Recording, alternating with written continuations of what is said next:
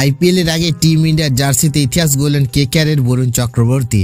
বন্ধুরা, আপনারা যদি দেখে যান কি রেকর্ড গড়ল বরুণ চক্রবর্তী, তাহলে ভিডিওটি শেষ অবধি দেখতে হবে। চ্যানেলটিকে সাবস্ক্রাইব করে লাইক দিতে হবে এবং নোটিফিকেশন বেল আইকন দাবাতে হবে। যা হওয়ার তাই হলো।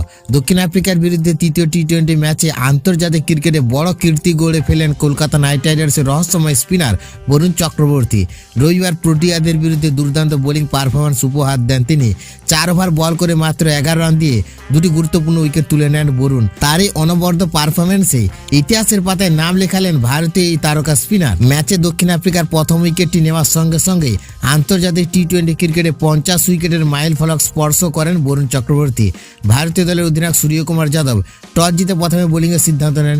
সেই সুযোগ কাজে লাগিয়ে নিজের প্রথম ওভারেই দক্ষিণ আফ্রিকার ব্যাটসম্যান ডোনোভান ফেরেয়াকে আউট করেন বরুণ, আর সেই উইকেট তাকে পৌঁছে দেয় আন্তর্জাতিক টি-20তে 50 উইকেটের গণ্ডিতে। উল্লেখযোগ্য বিষয় হলো, ভারতের এখনো পর্যন্ত মাত্র 12 জন বোলারই আন্তর্জাতিক টি-20তে 50 বা তার বেশি উইকেট নিতে পেরেছে।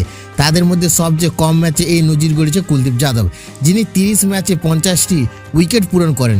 বরুণ চক্রবর্তী 32 ম্যাচে এই কীর্তি গড়েন। কুলদীপের পরে দ্বিতীয় স্থানে উঠে এলেন। 33 ম্যাচে 50 উইকেট নিয়ে তৃতীয় স্থানে রয়েছেন অর্শদীপ সিং। শুধুমাত্র স্পিনারদের মধ্যে দ্রুততম 50 উইকেট নেওয়ার নিরিখে বরুণ চক্রবর্তী এখন চতুর্থ স্থানে।